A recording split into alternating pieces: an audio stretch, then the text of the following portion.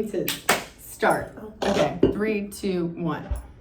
Howdy, and welcome to our podcast titled Athlete's Edge, where we will dive into the issues shaping the future of sport and athletic performance. I'm Mallory Beller, joined today by Stewart and Jayna Thomason. Perfect. Today we're going to be tackling the increasingly popular issue within sports, the rising use of energy drinks in sports. Are these truly a performance boost or a dangerous gamble with long-term consequences? We'll be discussing everything from health risks to the marketing power behind these drinks and how this trend is reshaping athletic culture. Let's get into it, guys. All right, so I guess we can go ahead and dive right in. I think it is most important to mention that we are all current college students here at Texas A&M in the sport management major. As young students and sports fans, we are able to see firsthand how energy drinks are marketed and used around campus, whether that's at the rec, libraries, Aggie One Stops. That is why today's conversation is so relevant. Energy drinks are not only affecting athletes, but also the majority of college and high school students. I mean, with that being said, have any of us used energy drinks before, like before or after a workout to boost our athletic performance or energy levels? Yes, for sure. I always find myself having just that little bit more motivation, getting an energy drink and going to the workout. I feel that boosts my workout, or mentally even just think that helps improve my athletic performance. I would also agree. I feel like I always have a Celsius in the fridge ready to go for a workout. 100%. Or if I'm going to class and I'm like really, really tired that day, I'm definitely cracking open the Celsius for sure. It just makes me happier. Yeah. And you also feel it. Like you feel the energy boost that you get. Even if it doesn't, I just won't pop one open. Placebo. It's just, it is. It is. It genuinely is. I think it's very accessible to here. So, so with that, we have a second question, and from y'all's perspective, why or what do you think motivates athletes to reach for these energy drinks? I think, again, kind of how I feel when I'm going to work out. I think it's just kind of one of those motivators that, you can get that energy drink. It can help boost your performance. Athletes, it's kind of a dependency, an addiction, and probably helps you feel like you can perform better in your workout or practice or whatever you're doing. I think it becomes almost like a routine for most athletes. Like, they have to have that energy drink before working out. I certainly did with club volleyball growing up, and I was just like, pop one open, drink it before a game. I don't know if it actually did anything, but it was almost mentality. Yeah, I think it's also too like marketing and sponsorships. Like Formula One, they're sponsored by Red Bull. Like all these big companies. Like if it's in the fridge, why wouldn't you use it? And if you know that it's like a performance booster and you've seen like the improvement, I would totally go for it too. So I think it's just like an accessibility, sponsorship, marketing kind of things with all these athletes. But yeah, good point. Now I have another question. Do you think energy drinks give athletes a real competitive advantage during games or training sessions? Yes, I do. I actually really do. I found a study actually where a researcher got two groups, and one he gave them an energy drink an hour before an exercise, and the other he gave a placebo energy drink. And in the research group that took the energy drink, they found significant improvements in strength, muscle power, endurance, all these things, and they averaged 3 more reps than those that didn't take the energy drink. So that just shows the actual performance boost you can get from taking energy drinks. So I do believe that it does give you a competitive advantage, and I don't think all athletes have access to these. So I think it can be seen as unfair. Yeah, I guess when you're talking about energy drinks, you also have to think about the health risks that people have been mentioning more recently, and what can lead to stuff like cardiovascular issues, increased blood pressure, not to mention anxiety, insomnia, and even just basic health risks that you're just constantly drinking energy drinks that are creating these problems. Yeah, no, I definitely, when I was researching this topic, I definitely did not realize all of the health risks. And my mom always sends me like Instagram reels and she's like, yeah. don't drink these. Or like if I go to HEB, she's like, I'm not paying for those, put them back. Like if it's like one energy drink, she's like, I'm not paying for it. She'll like send me alternatives and like all these things. So there's definitely. No, my mom will not pay for any of my caffeine intakes. Exactly, because there's like it was banned. I think energy drinks and the use of energy drinks was banned in like the NCAA's and the Olympics because of like the heart risk and like how it like elevates like your heart. I mean, there's so many stories of people like in the hospital after having too many energy drinks. Even healthier, like healthy people, like young adults going in. Like I don't know how much caffeine they're taking every day, but you know. Yeah, hospitalizations. It's still scary. Exactly. Hospitalizations due to energy drinks have doubled since 2011. So that's something to say too. Yeah. And especially young kids, you know, just going to gas stations, just cracking one open. It's like so easy. Or they just see it as like the cool thing to do. That's what older people are doing. That's what I want. Sometimes even it's just for the taste, not necessarily like that feeling. Yeah. I know we talked about it earlier, but just kind of touching on dependency. And I actually have a story about dependency that I can share. So freshman year I lived on campus. I was on the south side, so I was right next to the, Commons and the Aggie Express right there. And without even realizing it, every time I would have the late nights at Evans, I would stop there and get an energy drink. And then I'd get a coffee in the morning. And maybe I'd get another energy drink. So I was averaging like an espresso coffee that was like 3 shots of espresso and and an energy drink a day, maybe 2 a day. And so finally I realized this and I kind of just stopped. Like I cold turkey quit and I seriously thought I needed to go to the hospital because I was so sick. I couldn't lift my backpack. I was so fatigued. I like woke up at 10, like well rested, and then went back to bed at 12 and woke up at 6. Like my head was pounding. Like it was horrible, and I was like, oh wow, like this makes sense, because I like didn't even realize like I could have an energy drink and fall asleep 10 minutes later. Like it just like got to the point where like wasn't doing anything, and like with any other substance you get a tolerance buildup, and my tolerance was very high. So I finally realized that and took a step back and cold turkey quit, and it was rough, but I've definitely learned my lesson, because I feel like I only have like an energy drink like once a week or maybe bi-weekly. It's not like all the time. I definitely find that when I have energy drinks for like multiple days in a row, like every day of the week, as soon as I stop, I get headaches immediately. I do too. Yeah. It's just that constant like. And you don't realize it until you've like stopped. I mean, once I stop, I you. want another one just to put it away. Yeah, exactly. Yeah, even coffee too. I didn't even realize. Like, well, I'm obsessed. I'm addicted to coffee. I could have I feel like I'm in Europe. Like, I feel like I could have like I crave a latte. Cappuccino every single meal. Yes, I really do. I literally am like after dinner, dessert. Yes, every day. Well, because it helps with digestion, and I'm like, oh, maybe I should do that. Maybe I should have a latte. Like. Yeah, speaking of Europe, aren't energy drinks like you have to be a certain age to be able like to even buy them? I find that I can only find Red Bull in Europe. Like no Celsius, I think it's a lot more restrictive. They have certain bans on things, and I only find Red Bull there, which I don't know if Red Bull's any better, but if they ban it in Europe, it has to be good. Yeah. So another huge factor in this is marketing. So kind of how we've already mentioned, companies like Celsius, Red Bull, and Monster are the most popular among energy drinks, sponsoring popular sports teams like Formula One and NASCAR. So for those listening, did you know that Celsius has grown from $280 million to $13.4 billion in net worth in just the last 5 years? Oh, I believe it completely.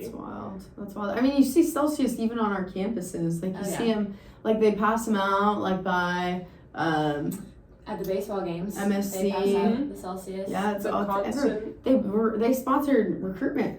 Oh yeah, they sponsored recruitment, and then we had Red Bull the next year. Red Bull, yeah. I feel like you just see more new flavors popping out all the time, which also increases like people's popularity to go try new flavor. Like they just dropped a pina colada flavor. I had to go try it. Was it good? So good. It's one of my new favorites. That's okay. Not good, but it's fine. Yeah, very highly encouraged when they pass them For out. It's sure. easy to just grab one. Drink Yeah. it. We finally cut out like energy drinks for this year recruitment because like so really? many girls would like pass out because like Oh, they just have like In the heat, coolers yeah. like in the middle of the tents and they just drink that instead And that's of all eating. they have. They don't eat And anything. they pass don't do out anything and it's else. 100 degrees. They're not It's drinking horrible. water It's because they think horrible. they're putting in You're like, standing all day pretty much. Oh, you're Yeah. standing. Oh, Dang. the whole day. Yeah, I do think it is important to recognize like the various like team sizes and popularity influences access to energy drinks like through target marketing, sponsorships, financial resources, especially for teams that don't have as much like equal opportunity as those that have more money to be able to buy these energy drinks constantly as they're going through. And I think that could overall impact competition fairness like while playing. I definitely agree. I mean, you look at like the Lakers compared to even A&M. Like it's like it's not as popular. You're not going to get as much access to like these name brand things, and like because there have been there's proven research and proven stories that these do actually enhance your performance. Why have them in sports when not everyone has access? So. I mean, if you're on a court and someone took it, like they're probably gonna last longer than you. Right. They're gonna run faster. They're gonna have more endurance. They're gonna be ready to go. So that's definitely something to note. Yeah, that's very interesting. So I guess to wrap up, if athletes shouldn't rely on energy drinks, what alternatives do you recommend for safe and healthy energy boosts? This applies to college students and any users of this beverage. I think just kind of through the natural ways. I think what helped me was just taking a break from it. Just genuinely just cold turkey quitting, just like utilizing like matcha or, cleaner energy drinks like amino energy or clean energy drinks. Like they're so much better for you. So maybe taking just like a break, just kind of like limiting yourself to once a week or once every 2 weeks, like things like that. But also, sleep, dieting, because a lot of foods have energy. Like, food gives you energy, but a lot of them like can increase your energy even so, like fruits and stuff. I feel like because it's sugar, so it can increase your energy a little bit. Definitely sleep. Even being in college, we need to get our sleep. So. Yeah, I definitely think just finding that alternative like drink to grab for just as you're trying to quit, even if it's just like Gatorade or something. Should be water. It's something, Should be water. Should be water. But maybe not right off the bat. It's just I think energy drinks are easy to grab, and you just replace that with something else as you're trying to almost an get oral away from fixation. Yeah, it's like a just, sensory thing. Exactly. Yeah. You need it to continue. Yeah. Exactly. Even if it doesn't do anything, you just think it does. So.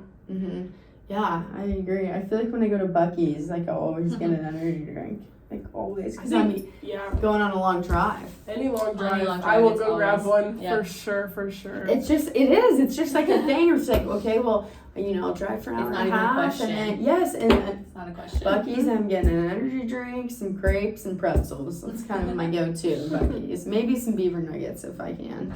But yeah, no, I think it's like that. Before we close today's episode, I just want our viewers to feel a little more confident and more informed about the effects of energy drinks, and just to remember like the main 4 risks that we talked about, just like the unfair advantages, the athletes being dependent on these energy drinks, just mentally wise, the health risks that come with energy drinks with like cardiovascular stuff, and just the unfair marketing strategies for these more wealthier people that can have access to energy drinks constantly, other than these teams that don't have that kind of access. Yeah, and I think to preserve, athletic integrity and to maintain competitive edge, the FDA should implement more strict regulations and guidelines on energy drinks in sports. There's a herbal supplement actually in some energy drinks called guarana. I think that's how you pronounce it. And this is actually deemed as like an herbal supplement, and a lot of the times a lot of energy drink labels do not list it on the label. So you're ingesting this because it increases your caffeine levels and stimulatory attributes. So a lot of the times things like that and other, ingredients aren't listed. So that can be very scary and very dangerous. So I think FDA needs to implement stricter regulations to protect athletes and their integrity and maintain, competition and athletic performance. Yeah, exactly.